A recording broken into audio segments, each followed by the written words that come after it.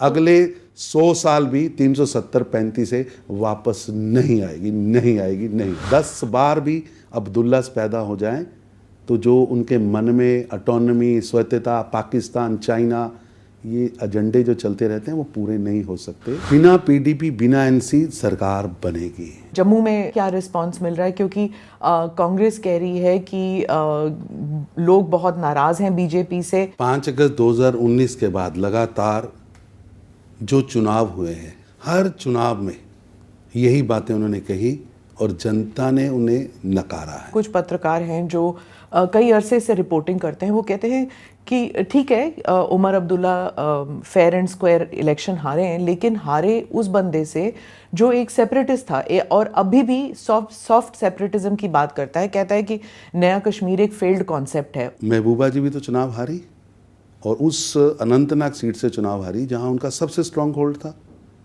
जनता इन्हें नकार रही है। और वही बात terrorism, soft terrorism, zero tolerance और टेररिज्म पर जम्मू कश्मीर आगे बढ़ चुका है। डोडा, किश्तवाड़, रामबन, उधमपुर, इन सब जगहों पे जो टेरर अटैक्स हुए हैं उसको लेकर काफ़ी घबराहट है लोगों में। ये एक भ्रम है। 2019 के बाद देखिए कमांडर नहीं घोषित हो रहा है, क्योंकि अगर होता है तो 4 दिन या 6 दिन उसकी जिंदगी है। Namaste, Jai Hind. You're watching or listening to the ANI podcast with Smita Prakash. I'm filming this episode in Jammu.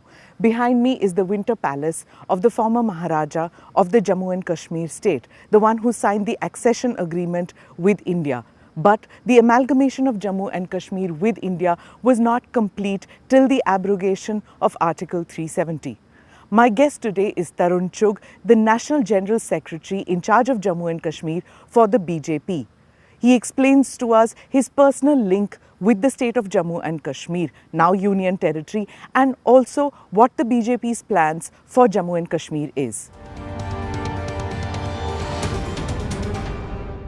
Tarun ji, धन्यवाद, आप पॉडकास्ट में आए। इलेक्शन के दौरान आपसे सवाल पूछना है कि यहाँ पे जो जम्मू में कर रही हूँ पॉडकास्ट, इसलिए जम्मू के बारे में पूछूंगी कि यहाँ पे क्या रिस्पांस मिल रहा है, क्योंकि कांग्रेस कह रही है कि लोग बहुत नाराज़ हैं बीजेपी से। 10 साल में देख लिया बीजेपी को और उन्होंने कुछ किया नहीं है। दरबार मूव जो बंद हुआ है उससे भी नाराज़ है, ट्रेडर्स नाराज़ हैं। तो कांग्रेस का जो वोट शेयर है वो बढ़ गया था 2024 के इलेक्शन में, तो वो कह रहे हैं कि विधानसभा इलेक्शन में भी इट विल इंक्रीज। 5 अगस्त 2019 के बाद लगातार जो चुनाव हुए हैं, चाहे वो पंचायत का चुनाव हुआ, बीडीसी चुनाव हुआ, डीडीसी चुनाव हुआ, लोकसभा चुनाव हुआ और अब विधानसभा चुनाव हो रहा है, हर चुनाव में यही बातें उन्होंने कही और जनता ने उन्हें नकारा है। आप देखिए पंचायत चुनाव, बीडीसी और डीडीसी जब चुनाव हुआ तो एक गुपकार गठबंधन बनाया गया। दीदी सभी पार्टियों को इकट्ठा करके, Congress, CPI, NC, PDP, JKPC, सभी दल इकट्ठे हुए और ये कह के चुनाव लड़ा गया कि ये रेफरेंडम के खिलाफ चुनाव है। 370 का रेफरेंडम है जी, लेकिन उसमें भी बुरी तरह ये गठबंधन हारा। इवन अगर कश्मीर के 10 जिलों की वोटिंग को देखें तो लगभग 10.5 लाख वोट पड़ा। 5 लाख लोगों ने इस गठबंधन के खिलाफ, जहां एक एक अपना चिर विरोधी आपस में मिलकर चुनाव लड़ रहे थे, और चिर विरोधियों को भी जनता ने परास्त किया। इसके पीछे का रीज़न समझना पड़ेगा, इसके पीछे की जो आत्मा है उसको समझना पड़ेगा। जम्मू कश्मीर की जो जनता है वो परिवारवाद से, अलगाववाद से अब घृणा करती है। उन्हें समझ आया कि 370 और 35 एक जंजीरें थी, जिन जंजीरों में बांधकर जम्मू कश्मीर के नागरिकों को रखा गया था। अब 370-35 से टूटने के बाद जो माहौल बना, जनता को दिखना शुरू हुआ, विकास, विश्वास, ये वही जम्मू कश्मीर है जहाँ पर बायकाट की पॉलिटिक्स होती थी।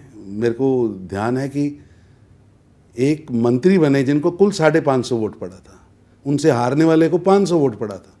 हब्बा कदल 2002 के चुनाव में 1050 वोट पड़े, और ये क्रम लगभग कश्मीर के अंदर था, क्योंकि लोगों को इन परिवारों ने इस तरह शोषित किया था, इस तरह उन परिवारों पर जुल्म किए थे, उन्हें लगता था कि इनका बदल डेमोक्रेसी नहीं है, बैलेट नहीं है। प्रधानमंत्री मोदी जी ने अपने काम के द्वारा यहाँ पर विश्वास का वातावरण पैदा किया, जो मेरे को लगता है सबसे बड़ी चीज़ है कि लोगों को भारत के संविधान पर, भारत की डेमोक्रेसी पर विश्वास आया है।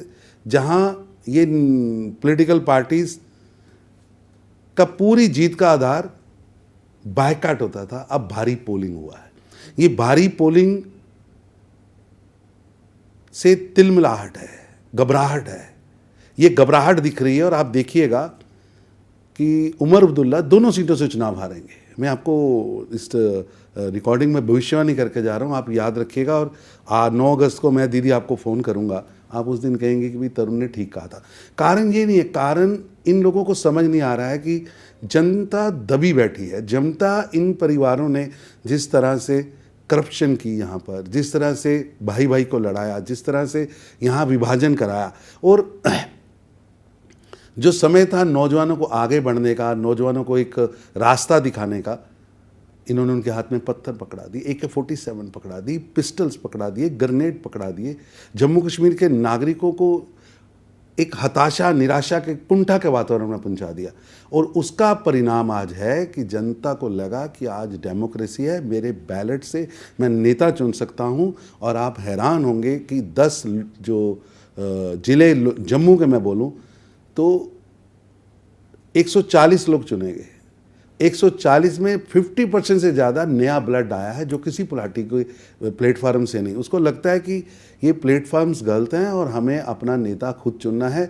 किसी अब्दुल्लाज, किसी मुफ्तीज, किसी गांधी नेहरू परिवार के पेट से पैदा ही नेता नहीं होगा, मत पेटी नेता पैदा करेगी। लेकिन जो नेता खड़े हुए हैं उसके बारे में तो, उन लोगों के बारे में तो PDP और NC कह रही है ये जान के BJP की B टीम है, ये लोग सब दे आर जस्ट पपेट्स, कठपुतले हैं, और जो BJP कहेगी वही करेंगे।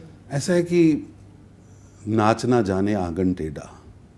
अब आपसे खेला नहीं जा रहा है, आपसे जनता का समर्थन चला गया है, आपके जलसों में लोग आ नहीं रहे हैं, आपका नैरेटिव चल नहीं रहा है, आपका चेहरा कोई देखना नहीं चाहता। तो ऐसे समय में आप झूठे भ्रम पैदा कर रहे।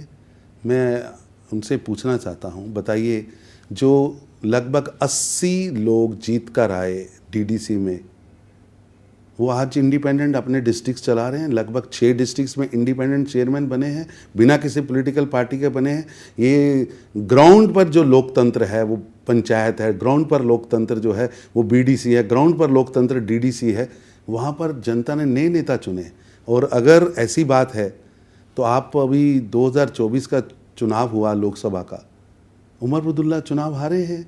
ये कोई छोटी बात नहीं है। अब्दुल्ला परिवार का युवराज कांग्रेस के साथ गठबंधन करता है, और गठबंधन एक एक्सपायर्ड इंजेक्शन की तरह रहता है और वो असर ही नहीं करता है। जहाँ पर आप इसे एक पॉजिटिव डेवलपमेंट देखते हैं, कुछ पत्रकार हैं जो कई अरसे से रिपोर्टिंग करते हैं, वो कहते हैं कि ठीक है Omar Abdullah fair and square election हारे हैं, लेकिन हारे उस बंदे से जो एक सेपरेटिस्ट था और अभी भी सॉफ्ट सेपरेटिज्म की बात करता है, कहता है कि नया कश्मीर एक फेल्ड कॉन्सेप्ट है, उसके अगेंस्ट उमर अब्दुल्ला हारे हैं। तो अगर इंजीनियर रशीद चाहे विधानसभा में बैठे या फिर पार्लियामेंट में बैठे, दोनों जगह जो है बैठकर वो अपना सॉफ्ट सेपरेटिज्म का एजेंडा चलाएगा। ऐसा है दीदी,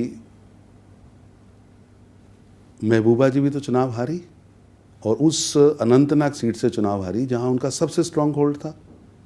जनता इन्हें नकार रही है। और वही बात terrorism, soft terrorism, zero tolerance और टेररिज्म पर जम्मू कश्मीर आगे बढ़ चुका है। सरकार नहीं, सरकार का तो ये दृढ़ निश्चय है, लेकिन अब जनता ज़ीरो टॉलरेंस और टेररिज्म पर आगे बढ़ चुकी है। आप एक बात देखिए, ऑटोनॉमी का बिल कौन लाया, स्वायत्तता की बात कौन करता था, किन्होंने दिल्ली से शिष्टमंडल यहाँ भेजे कि आज़ादी से कुछ कम हम देने वाले हैं जम्मू कश्मीर को। यही जम्मू कश्मीर जिसको इन्होंने टेररिज्म कैपिटल बना दिया था, आज वो टूरिज्म कैपिटल बना है, प्रधानमंत्री मोदी के प्रयासों से बना है। और जिन एजेंडों पर ये जम्मू कश्मीर को ले जाना चाह रहे हैं, उन एजेंडों पर जम्मू कश्मीर जाने वाला नहीं है। ये इंजीनियर रशीद हो, मुफ्ती मैम हो या उमर अब्दुल्ला जी हो या बाकी नेता हों, जो भी अलगाववाद की बात करेगा, जो दोबारा जम्मू कश्मीर के नागरिकों के हाथ में पत्थर पकड़ाना चाहता है, जनता उन्हें नकार रही है। आप जीरो टॉलरेंस फॉर टेररिज्म की बात कर रहे हैं, लेकिन जम्मू इलाके में जहां पर हम अभी यहाँ फिल्मिंग कर रहे हैं, डोडा, किश्तवाड़, रामबन, उधमपुर, इन सब जगहों पे जो टेरर अटैक्स हुए हैं उसको लेकर काफ़ी घबराहट है लोगों में कि क्या मिलिटेंट्स जो हैं वो अपना एरिया ऑफ एक्टिविटी कश्मीर से अब जम्मू की तरफ देख रहे हैं, सॉफ्ट डाउन पीर पंजाल। ऐसा है कि ये एक भ्रम है, आज भी उसी को चलाने की कोशिश की जा रही है कि दोबारा आतंकवाद आ रहा है, क्योंकि ये भय की इंडस्ट्री है, ये भय की इंडस्ट्री को खड़ा करना चाहते हैं। और यही नैरेटिव आप देखिए, फारूक अब्दुल्ला साहब बोलते हैं कि जम्मू कश्मीर की शांति पाकिस्तान से बातचीत करने पर आएगी, जम्मू कश्मीर की शांति चाइना से बात करना पड़ेगा। क्या नैरेटिव सेल कर रहे हैं? और ये आज से नहीं कर रहे, देश की आज़ादी से पहले 1931 से जो नैरेटिव अब्दुल्ला परिवार ने जम्मू कश्मीर को दिया वो एक जहर की तरह है। वही जहर आगे परोसा गया, उसको गांधी नेहरू परिवार ने अडॉप्ट किया, उसी को मुफ्ती परिवार ने अडॉप्ट किया। अब उस जहर का जनता एंटीडोज मांग रही है, नहीं चाहिए जहर। आप देखिए, आज अब्दुल्ला कहते हैं कि दिल्ली यहाँ हस्तक्षेप कर रहा है। मैं एक ही प्रश्न पूछना चाहता हूँ, शेख अब्दुल्ला साहब 1950 के कॉन्स्टिट्यूशन असेंबली के चुनाव में चुनाव जीते, 62 विधानसभाओं पर, मैं रिकॉर्डेड बात कर रहा हूँ, 62 एमएलए सीट जो कॉन्स्टिट्यूशन असेंबली में जिसमें संविधान को अडॉप्ट करना था, प्रजा परिषद के 62 उम्मीदवारों के कागज़ रद्द कर दिए गए ताकि रेड कारपेट मिले शेख अब्दुल्ला को। और उसी शेख अब्दुल्ला ने रेड कारपेट पर जाकर अंदर कॉन्स्टिट्यूशन असेंबली में भारत के संविधान को स्वीकार करने से इनकार कर दिया, और उसी की बदौलत 370 और 35A का लॉलीपॉप दिया गया। और उसी लॉलीपॉप के आधार पर जो पॉलिटिक्स शुरू हुई कि भारत जो है जम्मू कश्मीर भारत का अंग नहीं है, और जम्मू कश्मीर का विलय पूर्ण विलय नहीं है। ये है असल नैरेटिव जो शेख अब्दुल्ला ने इंट्रोड्यूस किया, और नेहरू गांधी परिवार ने उसको पानी दिया, उसको दूध दिया, उसको बड़ा किया। जिस विलय पत्र पर भारत की 500 से ज़्यादा रियासतें विलय हुई हैं, उसी विलय पत्र पर जम्मू कश्मीर विलय हुआ है। और ये नैरेटिव पाकिस्तान भी बोलता है, ये अब्दुल्लाज भी बोलते हैं, ये मुफ्तीज भी बोलते हैं, गांधी नेहरू भी बोलते हैं। पग पग भूमि जम्मू कश्मीर की भारत की भूमि है, और वो भूमि जिस पर कश्मीर पर पाकिस्तान बैठा है वो भी भारत की भूमि है। ये हमारा प्रण है, और ये मेरा प्रण नहीं है, ये प्रधानमंत्री मोदी जी का प्रण भी है, और भारत की लोकसभा का एकमत प्रण है। लेकिन नैरेटिव सेल किया जाता है कि जम्मू कश्मीर की धरती का जो है उसका विलय भारत में पूर्ण नहीं हुआ है। तो एनसी के मैनिफेस्टो में 370 वापस लाना है, लेकिन कांग्रेस जिसने कल ही मैनिफेस्टो जारी किया है, दे आर साइलेंट कि 370 के बारे में उन्होंने मैनिफेस्टो में कोई जिक्र नहीं किया। और एक और बात जो एनसी के मैनिफेस्टो में है वो पीएसए रिवोक करने की है, लेकिन कांग्रेस के मैनिफेस्टो में पीएसए के बारे में अगेन दे आर साइलेंट। तो एक तरफ आपकी पार्टी कहती है कि एनसी और is dictating terms to the Congress, वहीं दूसरी तरफ आप देख रहे हैं कि मैनिफेस्टो में अलग अलग बातें हैं। ऐसा है कि कांग्रेस एनसी एक ही थैली के चट्टे बट्टे हैं। मैं तो आपके पास समय कम होगा, मेरे को बताइए, वही शेख अब्दुल्ला अरेस्ट हुए, किसने किया? नेहरू साहब ने। फिर उसी शेख अब्दुल्ला को, वो किसी हाउस के मेंबर नहीं है, उनकी पार्टी का एक एमएलए नहीं है, उनको मुख्यमंत्री बनाया। पहले देशद्रोह में अंदर किया, फिर फारूक अब्दुल्ला साहब को लंदन से लाकर यहाँ स्टैब्लिश किया, उन्हें मुख्यमंत्री बनाया, मिडनाइट मुख्यमंत्री बनाया, विधानसभा का हाउस नहीं चाहता था, उनको मुख्यमंत्री बनाया। फिर आगे गए तो वक्त आया, उनको दरकिनार किया, फिर राजीव गांधी जी उनको लंदन से लेके आए। ये खेल काफी। आप ये क्यों भूल रहे हैं कि वाजपेयी जी ने उमर अब्दुल्ला को मंत्री बनाया? बिल्कुल, राष्ट्रीय जनतांत्रिक गठबंधन की सरकार में उमर अब्दुल्ला मुख्यमंत्री बने, इसमें कोई दो राय नहीं, लेकिन उन्होंने हमारा एजेंडा स्वीकार तो वो करे तो गलत, आप करे तो सही। यहाँ आप देशद्रोह वाले व्यक्ति को रात तक वो देशद्रोही है, उस पर केस चल रहा है, केस का फैसला आने वाला है, आप सुबह उसे मुख्यमंत्री की शपथ दिलाते हैं। उसका कोई सदस्य नहीं, वो खुद सदस्य नहीं। कांग्रेस अपना मुख्यमंत्री उतार किन के हाथों में जम्मू कश्मीर दे रहे? या तो ये आज माने कांग्रेस कि शेख अब्दुल्ला का नैरेटिव कि जम्मू कश्मीर की जो विलय है वो पूर्ण विलय नहीं है, ये नैरेटिव पर आज जम्मू कश्मीर को तबाह कर दिया। रही बात, आपने प्रश्न किया कि जम्मू कश्मीर में आज आतंकवाद दस्तक दे रहा है। जम्मू कश्मीर में आतंकवाद दफन हो चुका है और उसको समाप्त करने का श्रेय भारत की वीर सेना, यहाँ की सुरक्षा एजेंसियाँ और पॉलिटिकल विल प्रधानमंत्री मोदी जी ने जो दिखाई है वो स्पष्ट दिख रही है। आप देखिए, मैं बहुत सालों से जम्मू कश्मीर में पार्टी का काम करने आता हूँ। जम्मू कश्मीर के अंदर 5 बजे के बाद, खासतौर पर कश्मीर वैली, डोडा, किश्तवाड़, 5 बजे के बाद आप मूवमेंट नहीं कर सकते थे। आप किसी बच्चे से पूछते थे बच्चा स्कूल कितने दिन लगता है, तो वो कहता था 10 से 12 दिन साल में। आज 365 दिन जो दिल्ली में स्कूल लगता है, उसी आधार पर जम्मू कश्मीर में स्कूल चलते हैं। आज जम्मू कश्मीर के अंदर आप राहुल गांधी जी ट्वीट करते रात को 10-11 बजे कुल्फ़ी खाती हुई फ़ोटो, तो क्या जम्मू कश्मीर बना है? आज लाल चौक जहाँ पर पत्थरबाजों का कब्जा था, ISIS के झंडे चढ़ते थे, पाकिस्तान का झंडा चढ़ता था, आज तिरंगे फहराते हैं। आज डल लेक पर तिरंगे, हर घर पे तिरंगे, हर स्कूल में 15 अगस्त, 26 जनवरी के कार्यक्रम, स्वतंत्रता दिवस, गणतंत्रता दिवस के कार्यक्रम हो रहे हैं। और टेररिज्म 2018 में, इसको एक मार्क मानता हूँ क्योंकि 2019 से यहाँ 370 समाप्त हुआ। 1328 लोग अरेस्ट हुए थे जो स्टोन फेंकते थे, बार बार अरेस्ट होते थे। पिछले 3-4 सालों से, लगभग 5 सालों से ज़ीरो, कोई एक भी बच्चा स्टोन मारता हुआ पकड़ा नहीं गया। जो बड़ी घटनाएं होती थी, टेररिस्ट अटैक्स होते थे, 228, आज 11। अगर आप टेररिस्टों की गिनती गिनेंगे, हमने संख्या भी कम की है, दल भी कम किए हैं, उनकी आयु भी कम की है। आज कमांडर बनता है, जरूर पाकिस्तान खेल खेलना चाहता है और खेल भी रहा, क्योंकि उनकी हताशा, उन्होंने जो यहाँ इन्वेस्ट किया था, आज प्रधानमंत्री मोदी जी ने उसे धराशायी कर दिया। आप 2019 के बाद देखिए, कमांडर नहीं घोषित हो रहा है, क्योंकि अगर होता है तो 4 दिन या 6 दिन उसकी ज़िंदगी है, 1 महीना कमांडर नहीं बन पाता है। हिजबुल, लश्कर-ए-तोयबा पीछे हटे। अब पाकिस्तान को लगता है कि जिस जगह पर आतंकवाद की खेती की थी, पाकिस्तान आतंकवाद की फैक्ट्री और छोटी फैक्ट्री के रूप में कश्मीर बनाना चाहता था। आज पूरे विश्व के अंदर कश्मीर सबसे शांत प्रदेश के रूप में उभरा है, जो पाकिस्तान की आइडियोलॉजी की हार हो रही है। इससे बौखलाकर वो एक और प्रयास कर रहा है। इससे पहले भी 2 बार किया, दोनों बार असफल हुआ, ये भी असफल होगा। आप देखिए, जम्मू कश्मीर के अंदर आतंकवाद की घटनाएं 0 पर पहुंची हैं, और जहां भी आतंकवादियों ने यहाँ की जनता पर हमला किया, उन्हें मारने की कोशिश की या सुरक्षा बलों पर हमला किया, तो 72 घंटे या 96 घंटे में वो पकड़े गए या मारे। NC PDP दोनों कहती हैं कि पाकिस्तान के साथ बात किए बगैर शांति नहीं बहाल हो सकती। ये आपने भी माना है कि वो ये कहती है। अगर सरकार बनाने के लिए इनके साथ, इन किसी पार्टी के साथ, या तो NC या फिर PDP, इन दोनों में से किसी एक पार्टी के साथ आपको जाना पड़े, तो फिर ये पाकिस्तान का जो मसला है उसमें कैसे आप कॉमन मिनिमम प्रोग्राम लाएंगे? भारतीय जनता पार्टी की स्पष्ट सोच है कि जम्मू कश्मीर की शांति या भारत के किसी भी प्रांत की शांति किसी विदेशी सत्ता के रहमो करम पर नहीं है। हम अपने नागरिकों की सुरक्षा करना जानते हैं और हमने करके दिखाया है। रही बात, आप गठबंधन की बात कर रहे हैं, मुझे पूरा विश्वास है कि जिस तरह प्रधानमंत्री मोदी जी ने यहाँ एक विकास का बड़ा खाका खींचा है। आप देखिए, 370-35 से जाने के बाद जम्मू कश्मीर में रेल नेटवर्क, जम्मू से आगे कभी रेल नहीं गई थी, और अभी आप अगली बार आइएगा तो दिल्ली से श्रीनगर तक वंदे भारत में आप पहुंचने वाले हैं।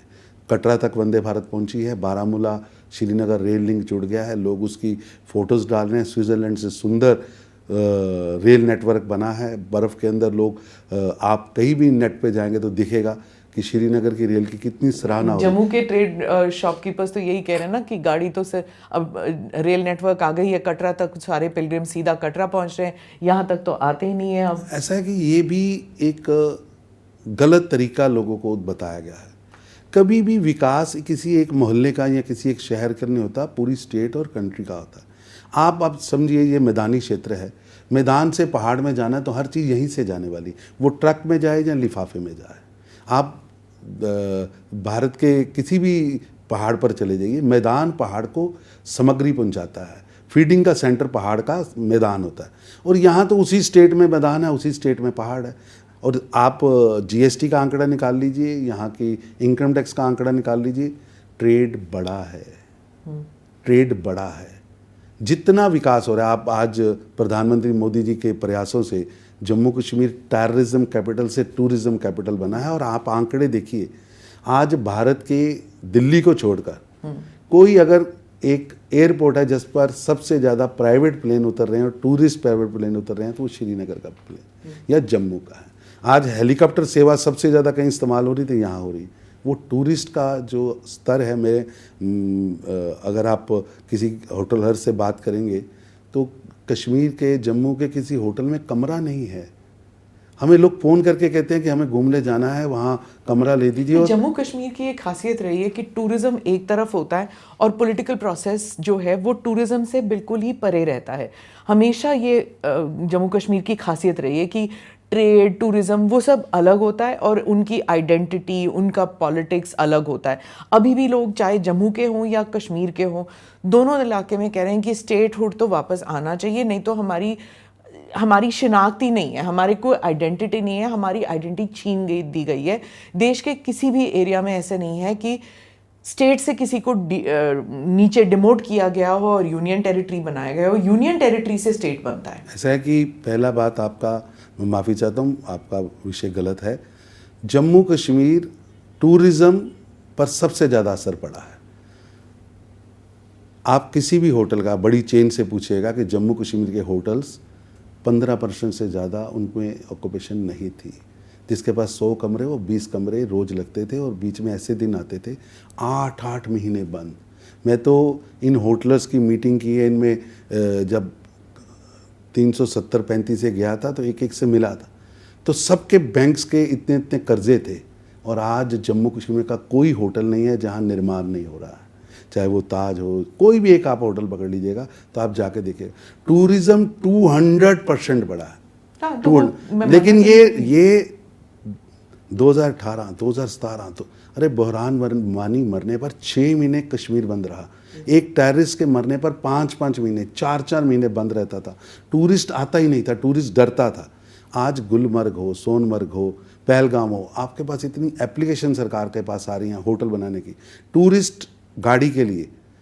आज गृह मंत्री जी मिलने आए, यहाँ की जनता से मिले, तो यहाँ नौजवानों के ग्रुप्स आके मिले कि हमें टूरिस्ट बनना है, हमें टूरिस्ट गाइड बनवाइए, हमें गाड़ियाँ चलानी है, हमें टैक्सी के लाइसेंस दीजिए। और हज़ारों टैक्सी लाइसेंस लेकर, क्योंकि वैक्यूम क्रिएट हुआ, इतना कभी सोचा ही नहीं था कि इतना टूरिस्ट आएगा।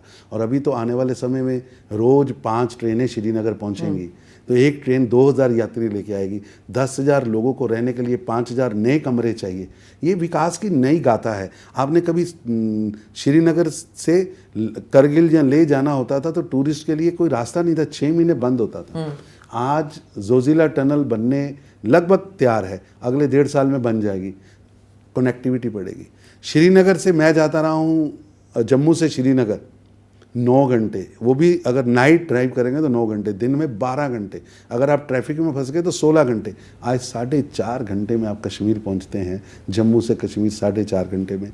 ये रोड इंफ्रास्ट्रक्चर 16-16, 18-18 किलोमीटर लंबी टनल्स, और केवल मेन रोड पर नहीं, आप किश्तवाड़ डोडा से जाना चाहें, आप जम्मू पीर पंचाल से जाना चाहें, मुगल रोड से जाना चाहें, बढ़िया रोड्स मिली हैं। ये रोड इंफ्रास्ट्रक्चर हमने खड़ा किया। दुनिया का सबसे बड़ा रेलवे ब्रिज कश्मीर में बना है। ये विकास की नई गाथा है। रही आपने बात, मैं आपकी बात डोडा किश्तवाड़ की बात की आपने, क्या हालात थे आप इससे असेस करिएगा कि जितनी किलिंग्स हुई हैं, मास किलिंग हुई हैं, वो डोडा किश्तवाड़ में हुई। बारात की बारात मार दी, बस में से लोगों को निकाल के मार दिया। जो आप स्टोरी सुनती कि कलेजा निकाल कर भाई को खिलाया गया, अभी भी वो भाई जिंदा है जिसको भाई का कलेजा खिलाया गया। वो चावल खून से रजे हुए जिस माँ को, बेटी को खिलाई गई, आज वो माँ बन गई। वो सारी जो घटनाएं हैं इस क्षेत्र में हुई, आज उस क्षेत्र के अंदर शांति है। आप भी होके आए हैं, नहीं तो आप जाके देखिए, हमने स्थायी शांति लाई है। आज वहाँ विकास हो रहा है। आज जम्मू कश्मीर डोडा किश्तवाड़ हो या पुंछ रजौरी हो या पहलगाम हो या गुलमर्ग हो, ये विकास की नई गाथा लिख रहा है। और जो हमने मैनिफेस्टो दिया है कि बिल्कुल पहलगाम जैसा एक शहर हम पुंछ रजौरी में जो थन्ना मंडी के ऊपर 7 लेक्स हैं, भगवान ने ऐसी सुंदर जगह बनाई है। लेकिन आप सोचेंगे कि आप कह रहे टूरिज़्म, वहाँ पर जाने के लिए 16 किलोमीटर रोड ही नहीं है। वहाँ पर शहर बसाएंगे और उसके 100 किलोमीटर के अंदर रेडियस छोटे छोटे टूरिस्ट प्लेसेस बनाएंगे। मैं पिछले 5 दिन वहाँ था, लगातार टूरिज्म की बात हुई, क्या ज़बरदस्त सीनरीज हैं। लेकिन इस जम्मू रीजन के टूरिज्म को हमने बढ़ने नहीं दिया। और मैं ऐसा मानता हूँ, हमने एम्स दिया, सब कुछ दिया, लेकिन पहली बार है कि आप जम्मू की जनता से पूछिए या कश्मीर की जनता से पूछिए, बिना पत्थर चलाए मिला है। एम्स के लिए किसी को भूख हड़ताल नहीं करनी पड़ी, कोई संघर्ष नहीं करना पड़ा, रेलवे चाहे उसके लिए कोई धरने पे नहीं बैठा। कांग्रेस से जब हमने बात की थी तो उनका प्रतिनिधि कह रहा था कि एम्स क्या बनाया, अभी तक वहाँ पे सिर्फ ओपीडी फैसिलिटीज़ हैं, इतने सालों के बाद भी क्या। ऐसा है कि आपने 75 साल में एक एम्स बनाया, प्रधानमंत्री मोदी जी ने हर स्टेट में एम्स बनाया है। और मैं आपसे निवेदन करूंगा, यहाँ से 40 मिनट दूर है, एक बार देख के आइए। मैं अभी जेपी नड्डा साहब एज ए हेल्थ मिनिस्टर वहाँ विजिट पे आए थे, तो मैं सौभाग्य से उनके साथ था। इतनी ज़बरदस्त बिल्डिंग बनी है, इतना ज़बरदस्त इंफ्रास्ट्रक्चर बना है, वहाँ ओपीडी भी शुरू हुई है, मेडिकल फैसिलिटीज़ भी शुरू हुई हैं। और एक ऐसा जगह बनी है जहाँ आप पहाड़ से हेलीपैड से भी यहाँ ला सकते हैं, अंदर हेलीपैड बना। आधुनिक एम्स शायद भारत के सभी स्टेट्स में बन रहे हैं, सभी हमारी स्टेट्स हैं, लेकिन जम्मू कश्मीर का सबसे आधुनिक बना है। और बारामूला के अंदर एम्स लगभग कंप्लीट होने वाला है। ये बड़ी बात नहीं, आईआईटीज़ बनी है।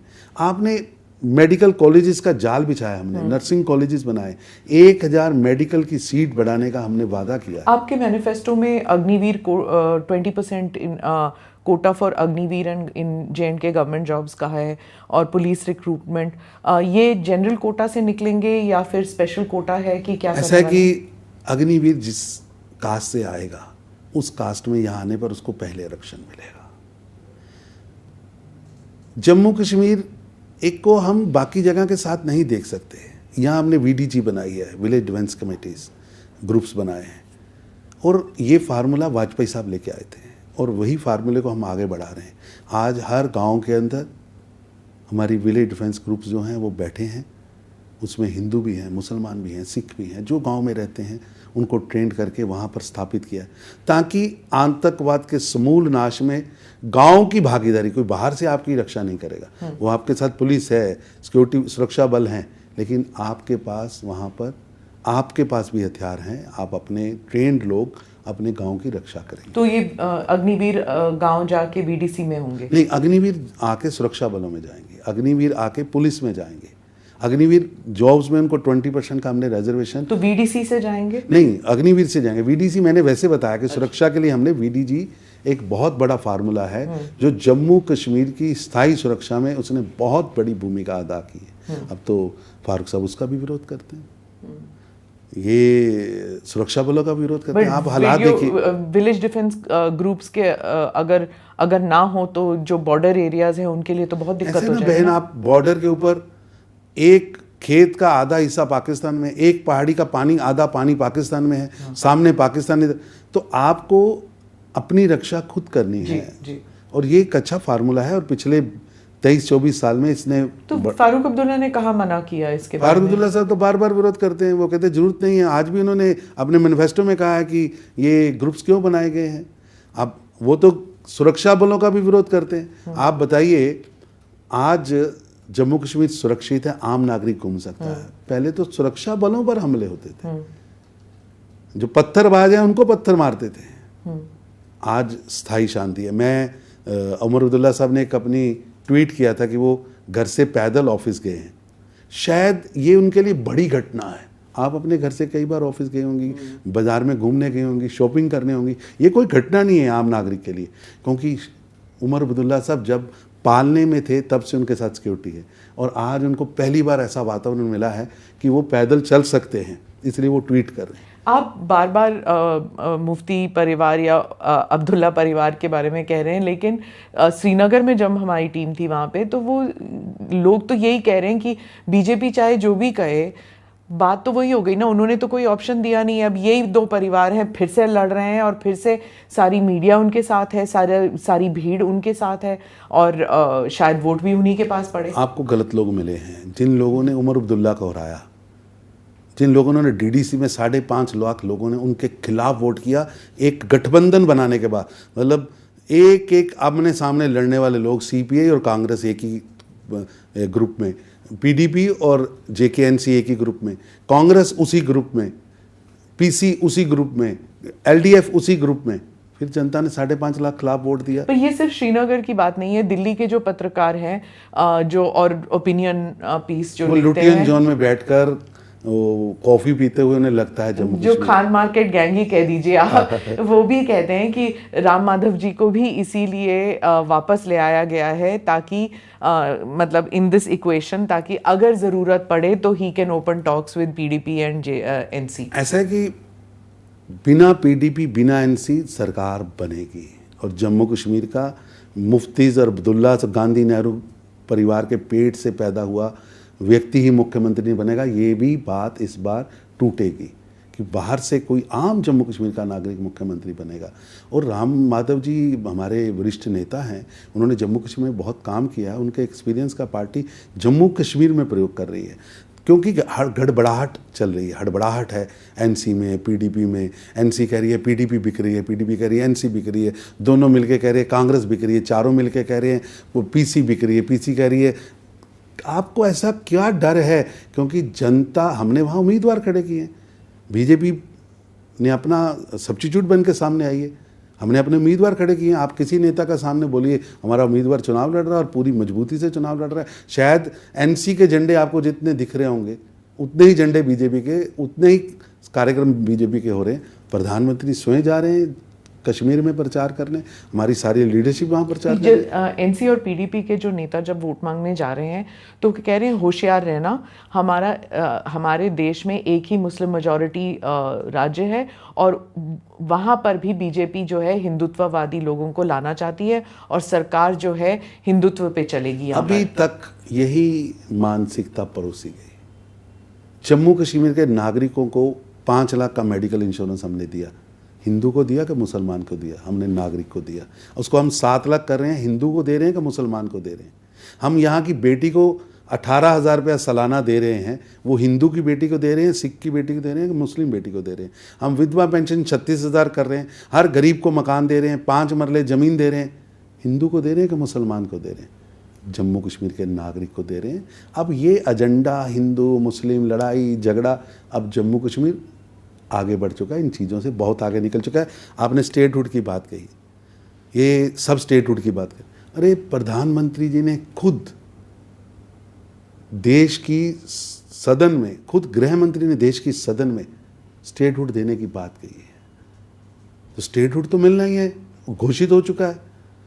जो चीज घोषित हो चुकी है उसकी मांग क्यों कर रहे हैं? क्योंकि जो स्टेटहुड वो कह रहे हैं कि जिस स्टेटहुड के बारे में आप कह रहे हैं उसके कॉन्टोर्स ऐसे होंगे कि जो मुख्यमंत्री बनेगा उसको कटोरा लेके जाके मांगना पड़ेगा कि क्या मिलेगा क्या नहीं मिलेगा। ऐसा कि भारत संघीय ढांचा है, ये स्टेटहुड मांग रहे हैं कि स्वायत्तता मांग रहे हैं? क्योंकि इन्होंने विधानसभा में ऑटोनॉमी का बिल लाए थे, कभी भी नहीं मिल सकती। वो सपने में भी मुंगेरी लाल का हसीन 10 बार भी अब्दुल्ला पैदा हो जाएं तो जो उनके मन में ऑटोनॉमी, स्वायत्तता, पाकिस्तान, चाइना, ये एजेंडे जो चलते रहते हैं वो पूरे नहीं हो सकते।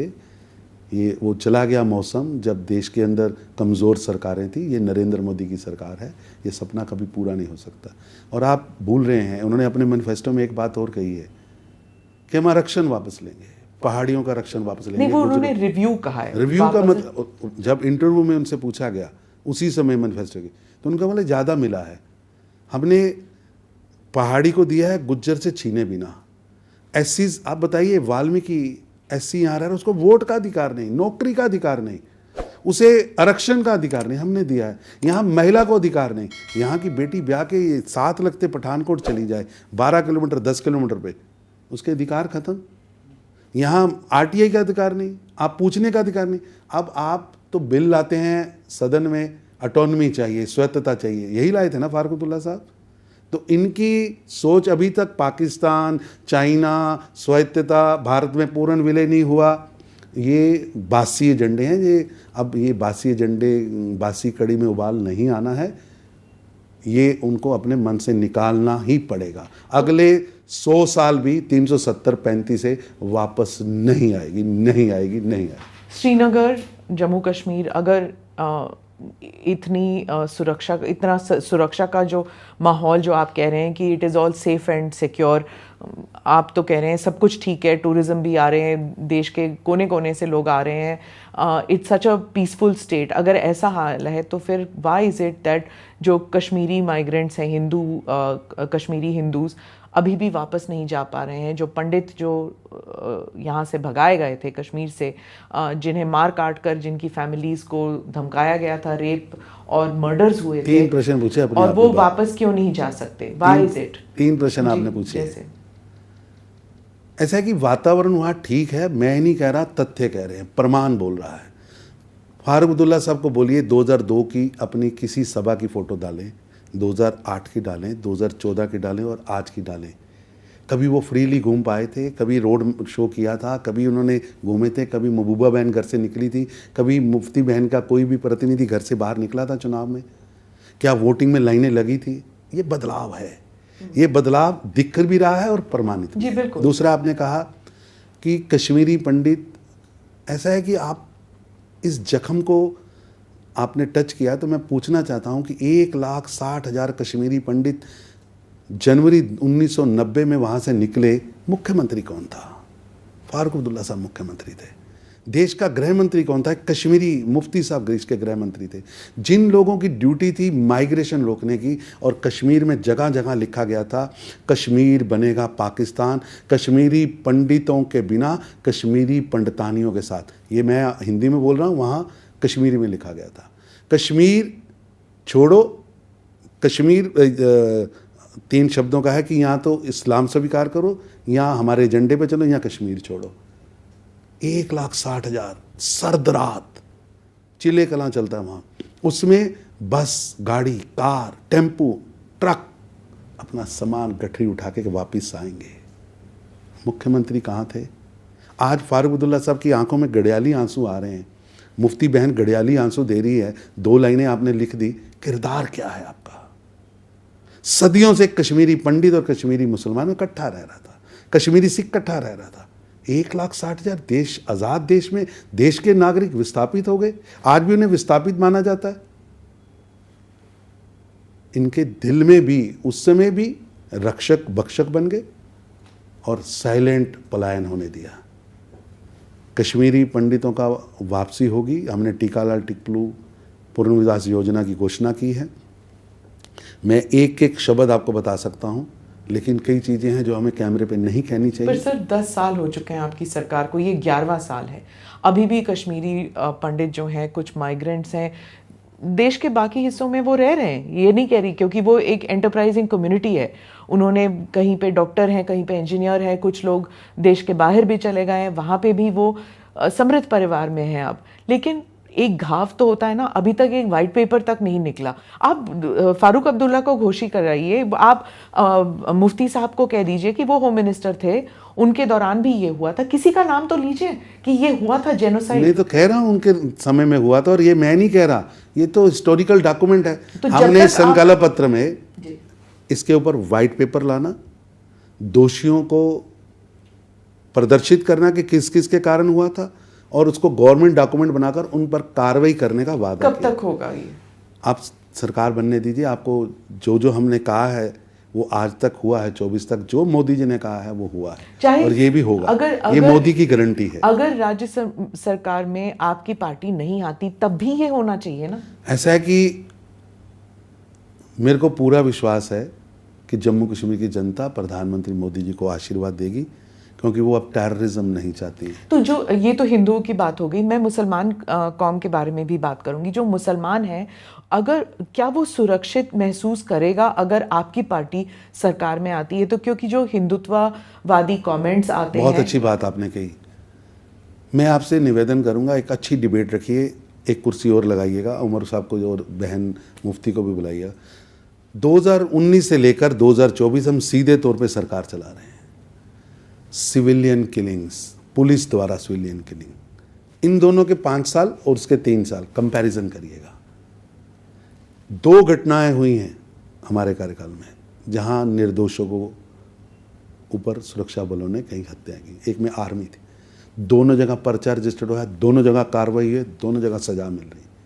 हमने विश्वास पैदा किया। आपने जो कहा मुस्लिम नहीं, हमारे लिए नागरिक है, चाहे वो हिंदू है, चाहे मुसलमान है, चाहे सिख है, वो भारत का नागरिक है। उसकी सुरक्षा भारत सरकार की जिम्मेवारी है और हम उस जिम्मेवारी पर पूरी तरह दृढ़ निश्चय से काम कर रहे हैं।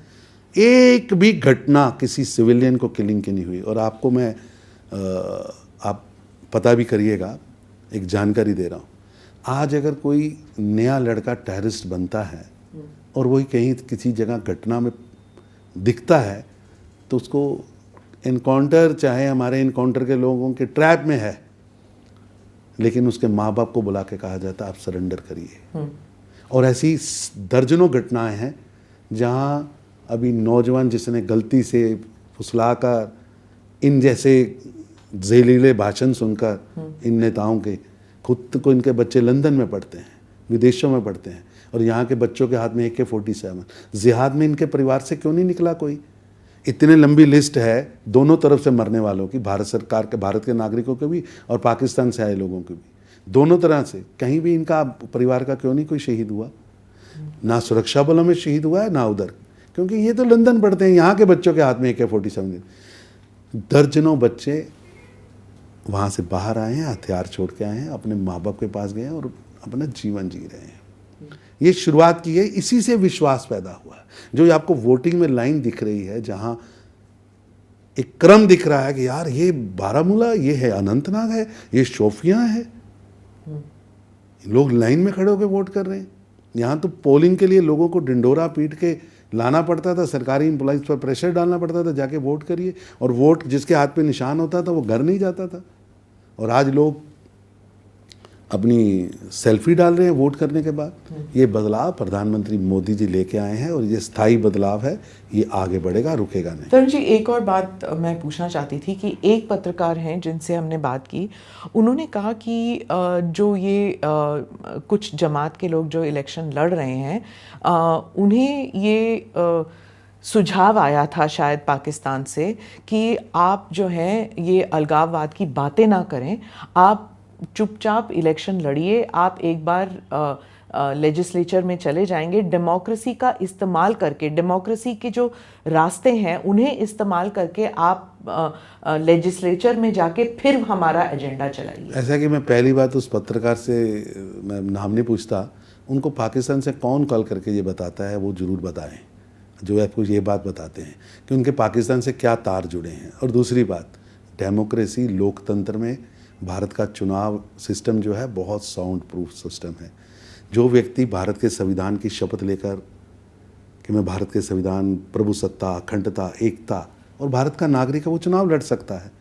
ये मैं समझता हूँ भारत के लोकतंत्र की जीत है कि जिन्होंने हथियार पकड़े थे अब हथियार छोड़कर लोकतंत्र में आ रहे हैं। वो तो एस गिलानी ने भी तो ये दिया था। ऐसे गिलानी तो बंद का फतवा देता था, गिलानी तो बायकॉट का फतवा देता था। मैं ये कह रही हूँ कि उन्होंने भी संविधान की शपथ लेके ही वो भी आए थे, वो भी MLA थे, और उसके बाद उन्होंने MLA रहकर आपको मानना पड़ा। और अब वो 370-35 वाला जम्मू कश्मीर नहीं है कि जहाँ फारूक अब्दुल्ला ऑटोनॉमी की बिल की बात करेंगे, जहाँ स्वायत्तता की बात करेंगे। और मैं समझता हूँ कितना दुर्भाग्य था कि 2004 से 14 10 साल कांग्रेस की सरकार थी। राहुल गांधी तो वैसे आए नहीं, वो हमारे समय में दोनों बार आए हैं। स्नोबॉल भी दोनों बहनों ने खेला, भाई बहन ने खेला, दोनों ने स्कूटर भी चलाया, स्नो स्कूटर भी चलाया, वो भी हमारी सरकार का समय है।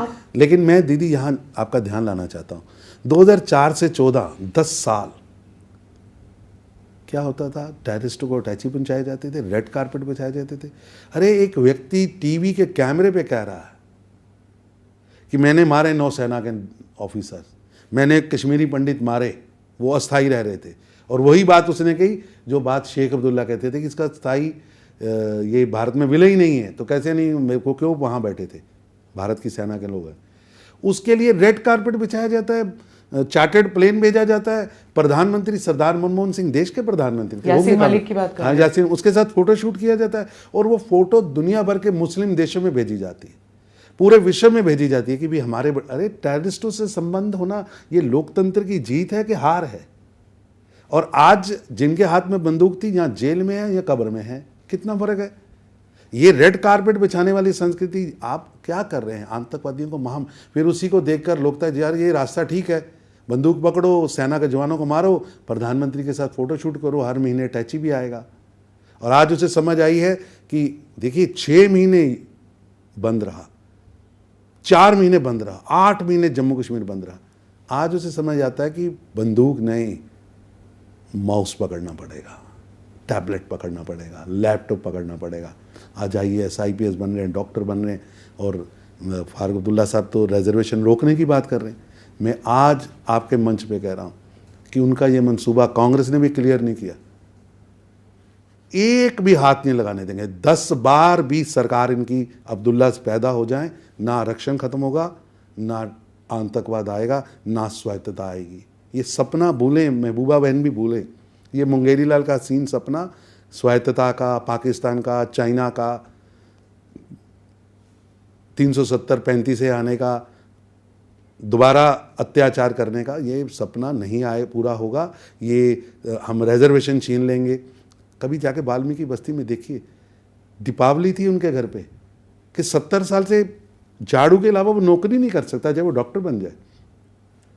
उसके पास यहाँ 4 पीढ़ियों से रह रहा है, अंग्रेज लेके आए थे, 4 पीढ़ियों से रह रहा है। उसके पास आइडेंटिटी कार्ड ही नहीं है यहाँ का, वो बना नहीं सकता है। और POJK से आए विस्थापित मर रहे हैं, किसी ने ध्यान नहीं दिया। आप पाकिस्तान से वो इसलिए भारत नहीं आया कि वहाँ पर्यटन करने आया है, वहाँ उसको मारा गया और हमारी सरकार ने, देश की सरकार ने बसाया है। आपने कभी उनके बारे में सोचा ही नहीं।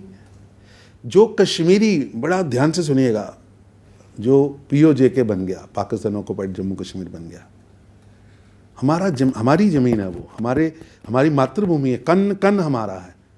लेकिन उस कन कन ज़मीन में रहने वाले लोग जो विस्थापित होकर यहाँ आए, उन्हें कश्मीर में क्यों नहीं बसाया कश्मीरियों को? वो कश्मीरी बोलते हैं, अब जम्मू में ठहरे हैं, देश में जगह जगह पर घूम रहे हैं, क्योंकि एक ही नैरेटिव था कि ये जिंदा रखना है कि जम्मू कश्मीर भारत में उसका पूर्ण विलय नहीं हुआ है और उसके लिए 370 चाहिए, 35 चाहिए। यहाँ रहने वाले जो बाहर से आए हैं, फौजी हैं, ऑफिसर हैं, IAS हैं, जो भी हैं, वो विदेशी हैं।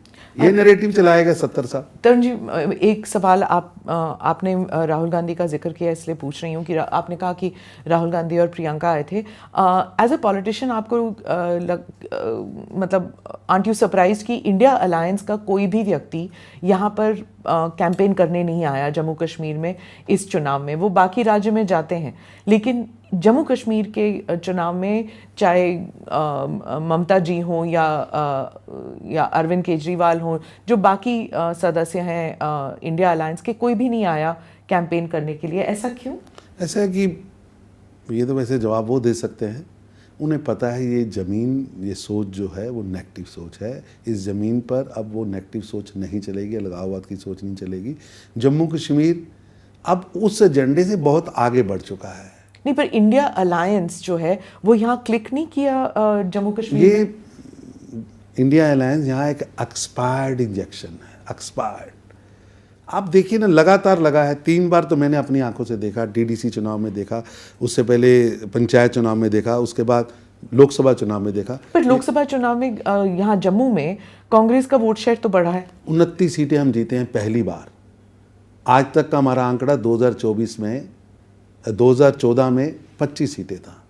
हम 36 लड़े, 29 जीते। अब आप कोई किसी को सपना लेने से रोक नहीं सकता। आपको नहीं लगता कि जम्मू के लोग थोड़ा बहुत नाराज हैं? दरबार मूव जो है वो बंद हो गया। ऐसा है कि जम्मू कश्मीर के लोग, आप दीदी आप बताइए, आप किसी ज़माने में आपके यहाँ एक बड़ी फाइल लेके बैठती, आप टैब लेके बैठी हैं, आपने यहाँ से मेल डालती हैं, वहाँ से आता है, आपका पत्रकार आगे जहाज से वीडियो रिकॉर्ड करके भेजता था। आज सब कुछ कंप्यूटराइज हुआ है, तो क्यों करोड़ों रुपए स्टेट के वो जो पुल बनाने के लिए, बच्चों को नौकरी देने के लिए, उनकी पढ़ाई के लिए खर्च होने चाहिए थे, वो बाबुओं की फाइल ट्रकों में ढोकर यहाँ लाने के लिए क्यों? और दूसरी बात, आज भी दरबार मूव होता है, लेकिन अब फाइलें जाती हैं लैपटॉप से, इंटरनेट से। और जम्मू कश्मीर में जम्मू के नागरिक अपना प्रमाण, यही बातें इन्होंने की थी तो हम 29 सीटें जीते थे, क्योंकि इनके पास एजेंडा ये बताने को है नहीं कि आपका स्वायत्तता पर स्टैंड क्या है। बताएं ना उमर अब्दुल्ला साहब, बताएं 370 और 35 से चुप हैं, अब गहरी चुप्पी में चले गए हैं। कश्मीरी पंडितों पर आपने जो अत्याचार किया उस पर आप चुप हैं, क्यों चुप हैं? बताएं ना कि आपके पिताजी मुख्यमंत्री, मैंने एक कनक्लेव में उनसे बातचीत की तो उठ के चले गए। तो बता दो, हमें तो डेट पूछ रहे हैं कि इस डेट तक मुख्यमंत्री कौन था। आप कभी गूगल पर जाकर, जो जगमोहन यहाँ के राज्यपाल थे, जो उन्होंने लेटर्स लिखी हैं राजीव गांधी जी को एज ए प्राइम मिनिस्टर, क्योंकि 1999 नवंबर तक, 1989 नवंबर तक वो प्रधानमंत्री थे, कि कश्मीर में क्या हो रहा है और फारूक अब्दुल्ला क्या कर रहे हैं और किस तरह बाहर से लोगों को बुलाया जा रहा है और यहाँ के लोगों को बाहर भेजा जा रहा है। एक सरकार पूरी तरह रिवोल्ट करा रही है। ये डॉक्यूमेंट है जगमोहन के, आप पढ़िए, आपको ध्यान में आएगा कि इन 3 परिवारों ने दहकते हुए शोलों पर जम्मू कश्मीर को फेंका। इन्होंने, आप 80 से कभी पता करिए, इससे पहले कभी जम्मू कश्मीर में घटना हुई? पॉलिटिकल लड़ाई, नैरेटिव फैलाने की बात वो करते थे, लेकिन हाईकोर्ट का जज मार दिया गया, टीकालाल टिप्लू की हत्या हो गई, कश्मीरी पंडितों की लाशें गांव के बाहर पेड़ों पर टांग दी गई, घरों के बाहर स्लोगन लगा दिए गए, नाम तक लिखे गए कि अपनी पत्नी सुनीता और अपनी बेटी रेखा को यहाँ छोड़ के जाना। तो आदमी रात को सो पाएगा? मुख्यमंत्री कौन था? गृह मंत्री कौन था? लोग अपनी बेटियों को कंबलों में छुपाकर, बच्चियों को कंबलों में छुपाकर, ट्रकों में बैठकर यहाँ पहुंच गए। और जम्मू में, पर वही कश्मीरी पंडित कहते हैं कि हाँ, अब्दुल्लाज ने गलत किया, मुफ्तीज ने गलत किया, देवर इन चार्ज। लेकिन वही बीजेपी जो हमारी बातें उठाते हैं वो राजनीतिक फायदे के लिए उठाते हैं, क्योंकि उन्होंने अभी तक हमारी रिहेबिलिटेशन पूरी नहीं की। जब तक एक एक पंडित अपने घर वापस नहीं चला जाता, तब तक हम यही कहेंगे कि बीजेपी जो है अपनी जाती मुफाद के लिए, अपने पर्सनल एम्बिशन के लिए, पॉलिटिकल एम्बिशन के लिए हमारी बातें उठाते हैं। आप एक बात देखिए, मैं गारंटी से कहता हूँ, वचनबद्धता से कहता हूँ, एक एक कश्मीरी पंडित वापस जाएगा। ये भाजपा नहीं, देश की कमिटमेंट है, देश की कमिटमेंट है। ये हमारे ऊपर एक काला धब्बा है कि देश का नागरिक, इसलिए कि वो पंडित है या हिंदू है, उसको विस्थापित होना पड़ रहा है। किसी भी धर्म का हो, उसका पलायन नहीं होना चाहिए। और ये पलायन एक हमारे लिए ब्लैक स्पॉट है, और ये निश्चित रूप से हमने इसमें भी संकल्प लिया है। हम उसके लिए योजनाएं बनाएंगे। हमने उसके लिए बहुत काम किया है, बहुत काम किया है। आज सबसे बड़ा काम वहाँ था शांति लाना, वहाँ पर ये जाके रह सकें, उसके लिए कॉलोनीज बनाना, वो पीएम पैकेज बनाना, वो सब काम हमने किया है। और आज पिछले 5 सालों में हम कह सकते हैं कि उस जो हमने रास्ता तय किया था, एक माइलस्टोन तक हम पहुँचे हैं। लक्ष्य तक पहुँचेंगे, लेकिन ये कमिटमेंट है जी कि एक एक कश्मीरी पंडित अपने घर जाएगा। हमने कानून बनाया कि जिनसे मकान छीन लिए गए उनको वापस मकान मिलेंगे। आज वहाँ 500 करोड़ रुपए से ज़्यादा लगाकर जो कश्मीरी पंडितों के धर्म स्थान थे, मंदिर थे, ऐतिहासिक मंदिर थे, उन पर पुनर्निर्माण हो रहा है, उनको ठीक किया जा रहा है ताकि पूजा स्थल ठीक हो सकें। लेकिन एनसी कांग्रेस कह रही है कि शंकराचार्य पर्वत का नाम बदल देंगे, हरि पर्वत का नाम बदल देंगे। वो संकल्प पत्र में ये नहीं लिखा है कि तख्ते सुलेमान बनाया जाएगा। ये तख्ते सुलेमान है, ये लिखा है, उन्होंने तो बदल दिया है। उनका एजेंडा स्पष्ट है, उनका एजेंडा है वहां पहुंचना और स्वायत्तता पर बिल लाना है, आगे नहीं लाए। वो स्पष्ट कहते हैं कि पाकिस्तान से बात करो। अच्छा, आपके संकल्प पत्र में रोहिंग्या सेटलमेंट्स के बारे में भी बात है, उसके बारे में कुछ बताएंगे? जो लोग यहाँ पर, यहाँ नहीं, भारत के अंदर जो लोग भी जो भारत के नागरिक नहीं हैं, वो भारत के नागरिकों का हक कैसे खा सकते हैं? हम राशन दे रहे हैं गरीब के लिए, जो भारत का गरीब है। ये जो बांग्लादेश से आए हुए लोग हैं, इनको हमारी कई पीढ़ियों से हम ये बात कहते आ रहे हैं, हर चुनाव के घोषणा पत्र में हम कहते हैं कि जो बाहर से आया है उसे हम चिन्हित करेंगे, वो भारत का नागरिक नहीं है। इस बात की हमारी कमिटमेंट है। ऐसा क्यों हुआ है कि रोहिंग्यास जो हैं वो अपने आप को जम्मू में they want to settle in Jammu और कहीं नहीं? यहाँ पे क्या खासियत है कि वो कुछ नेताओं ने अपने वोट बैंक के लिए देश की एकता और अखंडता को तोड़ा है, सौदा किया है और उनको ठहराकर एक पक्का वोट बैंक बनाने की कोशिश की है। उनको आई कार्ड दिए, उनके राशन कार्ड बनाए। दुर्भाग्य है। और वो जम्मू के नेता हैं, वो कांग्रेस के नेता हैं। अपनी जीत के लिए आप इतना बड़ा सौदा कर रहे हैं, विदेशी नागरिकों को बसा रहे हैं। वो हिंदू हो, मुसलमान हो, सिख हो, ईसाई हो, जो भारत का नहीं है, विदेशी है, आप कैसे उसे बसा सकते हैं?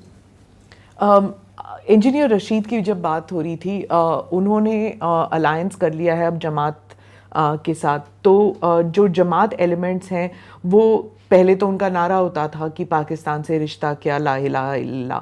अब वो नारा इलेक्शन के दौरान तो नहीं है, लेकिन कुछ जो फॉर्मर मिलिटेंट्स हैं वो कहते हैं कि ये एक अंडर द सरफेस फीलिंग ज़रूर रहती है कि हमारा कुछ नाता है उनके साथ, लेकिन पाकिस्तान अब गुर्बत के रास्ते पे है, इसलिए वो नारा थोड़ा कम हो चुका है, लेकिन इट इज़ सिमरिंग। मैं तो समझता हूँ कि ये जीत है भारत की सुरक्षा नीति की, ये जीत है प्रधानमंत्री जी की आंतरिक सुरक्षा नीति की, कि अब सबको समझ आ रहा है कि देश के साथ ही चलना है भैया। देश सर्वप्रथम है, राष्ट्र प्रथम, ये सोच सबके सामने आ रही और उनको समझ आया है, नहीं तो समझ आएगा कि ज़ीरो टॉलरेंस ऑफ टेररिज्म ये हमारा एजेंडा नहीं है, ये हमारी कमिटमेंट है, हमारा प्रण है, ये हमारा संकल्प है। जो भी जिसके साथ भी हमने बात की, जो इलेक्शन लड़ रहा है या जिसने इलेक्शंस देखे हैं, लड़ नहीं रहा, रिपोर्टिंग कर रहे हैं, वो कहते हैं वो जो 1987 का जो इलेक्शन था एक वाटरशेड मोमेंट था, वो रिग्ड था और उसकी वजह से सैयद सलाउद्दीन ये सब इन्होंने जो मिलिटेंसी का दौर शुरू किया वो अभी तक पूरा नहीं हुआ। इसलिए ये इलेक्शन जो है बहुत महत्वपूर्ण है, क्योंकि अगर इसके रिजल्ट्स में ज़रा भी फेरबदल होता है या फिर एक गुट निकल आता है जो मिलिटेंसी की तरफ जिसका झुकाव है, वो अगर सरकार में आ जाती तो that can also result in a slide back in Jammu Kashmir. ऐसा है कि वो गलत कोने से इस तस्वीर को देख रहे हैं। 87 क्या था? 87 था कि राजीव गांधी और फारूक साहब का पैक्ट हुआ था और ज़बरदस्ती बंदूक के बल पर बैलेट्स को बुलेट से डराकर बैलेट को जीत कराई गई और जिनके नाम आप ले रहे हैं वो सब एमएलए कैंडिडेट थे और जीते हुए थे, उनको हरा दिया गया। पहली बात तो ये राजीव गांधी वाला खेल, फारूक अब्दुल्ला वाला खेल कांग्रेस फिर खेलना चाहती है, वो खेले, लेकिन हम खेलने नहीं देंगे। बैलेट तय करेगा कौन नेता बनेगा और जनता जिसको बैलेट से जिसको नेता बनाएगी वो नेता बनेगा। रही बात 87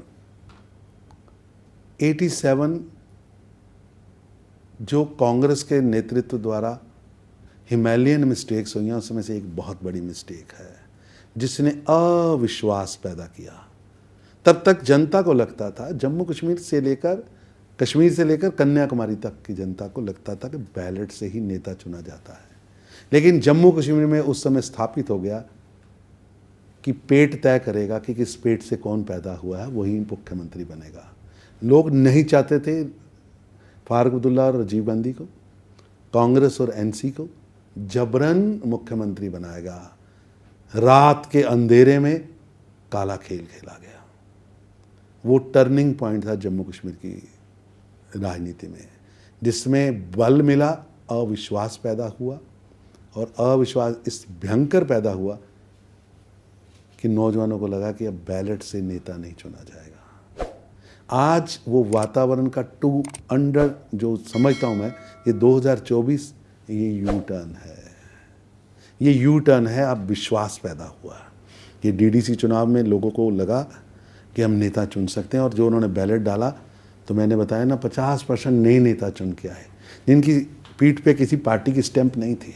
लोकल लोग, बच्चे, कोई 24 साल का, कोई 30 साल का, कोई 35 साल का, कोई 40 साल का, नारे लगाते हुए निकला, उन्होंने अपना नेता चुना। विश्वास खड़ा हुआ। लेकिन 2024 अप्रैल मैं समझता हूँ उस विश्वास को चट्टान की तरह वो खड़ा हुआ और दुनिया भर के संगठनों के लोग लाइनों में खड़े होकर वोट डाल रहे हैं। और ये मैं समझता हूँ विश्वास का एक बहुत बड़ा टर्न जो अविश्वास से विश्वास की तरफ मोदी जी लेके आए हैं, ये उसका एक बहुत बड़ा दिन होगा। 8 अक्टूबर जम्मू कश्मीर की जनता बैलेट से अपना नेता चुनेगी। अंत में एक सवाल ज़रूर पूछूंगी कि कश्मीर में, जम्मू कश्मीर में, दोनों में वाजपेयी जी के लिए एक ख़ास जगह है। उनका जो नारा था कश्मीरियत, इंसानियत, जमहूरियत, वो नारा शायद, और वो जो रीच आउट किया था उन्होंने, उसकी वजह से वाजपेयी जी के लिए एक ख़ास जगह है लोगों में, अक्रॉस द बोर्ड। किसी भी पार्टी के बारे में आप बात कर लीजिए। लेकिन कुछ लोग कहते हैं कि वो बीजेपी अलग है और आज की बीजेपी अंडर मोदी जी अलग है। वो आज की बीजेपी जो है बहुत ही रूढ़िवाद है, बहुत ही कट्टर है, और वो कश्मीरियों के जो जज्बात है उसे समझ नहीं सकती। ऐसा है कि जो वाजपेयी साहब कर रहे थे उस समय पार्टी के महामंत्री के नाते नरेंद्र भाई यहाँ उसको इम्प्लीमेंट कर रहे थे। नरेंद्र मोदी जी उस समय यहाँ महामंत्री थे, संगठन महामंत्री, पूरे देश के इस जोन के इंचार्ज भी रहे। इसलिए ये कहना ही बिल्कुल गलत है। जो वाजपेयी साहब ने शुरुआत की थी कश्मीरियत, इंसानियत, जमहूरियत, उसी को मोदी साहब आगे बढ़ा रहे हैं। आप बताइए 2014 में लोकसभा चुनाव में हम कश्मीर में एक भी सीट नहीं जीते, बाढ़ आई, देश का प्रधानमंत्री, प्रथम सेवक, वोट लेके नागरिकों को बचा रहा है। पूरी देश की मशीनरी को लगाया गया, डिजास्टर मैनेजमेंट की मशीनरी को लगाया गया। 14-14 फुट पानी था। हमने वोट के आधार पे नहीं। फिर आप पूरा 10 साल का कार्यकाल देखिए। हमने यहाँ पर जमहूरियत यानी लोकतंत्र 86 में, जिसे 87 में राजीव गांधी, फारूक अब्दुल्ला ने दफन कर दिया था, अविश्वास पैदा किया था, उस जमहूरियत में विश्वास मोदी साहब लेके आए। इंसानियत, हमने 5 साल का आंकड़ा निकालिए। मैं तो कह रहा हूँ ओपन बहस करते हैं, मैं भी पेपर लेके आऊँगा, सरकारी डॉक्यूमेंट लेके आऊँगा, वो भी लेके आए कि इनके शासन 70 साल, लगभग 70 साल इन 3 परिवारों ने राज किया है। कठपुतली सरकार हो, चुनी हुई सरकार हो, राष्ट्रपति राज हो। सिविलियन किलिंग्स पर ईयर कितनी हुई है, इनके कार्यकाल में कितनी हुई है। 2 घटनाएं मैंने कहा खुद हम मानते हैं और दोनों जगह पर दोषियों को कठोर सजा मिली है। ये इंसानियत, जमहूरियत, कश्मीरियत। प्रधानमंत्री मोदी जी ने सबका साथ, सबका विकास। आप गांव में जाइए, कश्मीर के डीप सिटी के डीप गांव में भी जाइए तो आप जाके पूछिए यहाँ आपको प्रधानमंत्री आवास योजना मिली है, तो दर्जनों लोग हाथ खड़ा करेंगे। आप वहाँ जाके पूछिए आपके यहाँ रसोई गैस पहुँचा है? मोदी जी ने पहाड़ के उस ऊपर मस्जिद के साथ लगते मकान में, और वो पहाड़ी के ऊपर वाले मकान में पीने का पानी नल से पहुँच रहा है, जल जीवन मिशन के द्वारा। शौचालय बने हैं।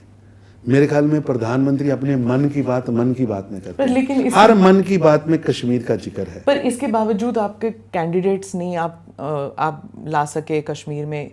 हर जगह आपका कोई कैंडिडेट नहीं है, कुछ जगहों में है, कुछ में नहीं है। क्यों? अगर इतना आपने किया है कश्मीर के लिए, तो क्यों नहीं कश्मीर के लोग उठ खड़े हुए कि हाँ हम बीजेपी को वोट देंगे? देखिए, दो बातें। एक तो हमने कैंडिडेट खड़े किए हैं, हर जिले में, हर जगह कैंडिडेट है। कोई भी पॉलिटिकल पार्टी के पूरे कैंडिडेट कहीं भी नहीं है। दूसरा, हम सत्ता के लिए सब कुछ नहीं कर रहे हैं। ये भी कहीं मैसेज ना जाए कि हम सत्ता हथियाना चाहते हैं। हम सत्ता के लिए नहीं कर रहे हैं, हम विश्वास जीत रहे हैं, विकास के करके जीत रहे हैं। लोगों को सहानुभूति लेने के लिए नहीं, लोगों का पहले काम करते हैं, फिर आशीर्वाद लेते हैं। और आप आज जम्मू कश्मीर को G20, अरे भाई साहब, मैच हुए 40 साल हो गए, 50 साल। किसी कंपनी ने मीटिंग नहीं की पिछले 30 साल इनके शासन में। और 2014 से लगातार परिवर्तन आया, 19 के बाद आज तो ऐसी थी, वर्ल्ड की सबसे बड़ी G20 कॉन्फ्रेंस श्रीनगर में हो रही है। आज क्या है, श्रीनगर का केसर, श्रीनगर की शॉल, श्रीनगर का ऊन, श्रीनगर की, कश्मीर की, जम्मू कश्मीर की हर आइटम का जिक्र प्रधानमंत्री ने, खरोट से बनने वाले, खरोट के पेड़ से बनने वाले लकड़ी की, धागे की, एक एक चीज़ का जिक्र प्रधानमंत्री ने किया और उससे वहाँ की मार्केटिंग कितनी तेज़ी से बढ़ी है। देश का प्रधानमंत्री खुद कह रहा है कि कश्मीर के पर्यटन के लिए जाइए, और पर्यटन बूम करता है। पूरे देश से लोग, पूरे विश्व से लोग घूमने आ रहे हैं। इसलिए जो अटल बिहारी वाजपेयी साहब ने लाइंस बनाई थी, प्रधानमंत्री जी ने उस लाइंस को आगे बढ़ाया है। इन्हें सूट नहीं कर रहा, इन्हें लगता नहीं था कि ये चीज़ें ज़मीन पर आ सकती हैं, जमहूरियत ज़मीन पर आ सकती है। ये तो बायकाट की पॉलिटिक्स करते थे तो कि 1000 वोट कैसे मैनेज करना है। क्या कैटेगोरिकली कह सकते हैं कि चाहे जो भी रिजल्ट निकले, आप एनसी और पीडीपी के साथ सरकार नहीं बनाएंगे? मैं इतनी बात कहता हूँ कि मैं किसान हूँ, मैंने मक्की बोई है तो गेहूँ कैसे आएगा। मेरे को पूरा विश्वास है मोदी जी ने मक्की बोई है तो मक्की आने वाली है, और वो मक्की यानी जनता का आशीर्वाद मिलने वाला है। निश्चित रूप से जम्मू कश्मीर के अंदर एक राष्ट्रवादी सरकार, एक देश को चलाने वाली सरकार, देश के लिए काम करने वाली सरकार, जम्मू कश्मीर को आगे बढ़ाने वाली सरकार बनेगी। धन्यवाद। आप जम्मू में हमें इंटरव्यू दे रहे हैं, पॉडकास्ट में आए, इसके लिए शुक्रिया। धन्यवाद। धन्यवाद दीदी, बुलाते रहिएगा। Thank you for watching or listening to this edition of the ANI podcast with Smita Prakash. Do like or subscribe on whichever channel you have seen this or heard this. Namaste, Jai Hind.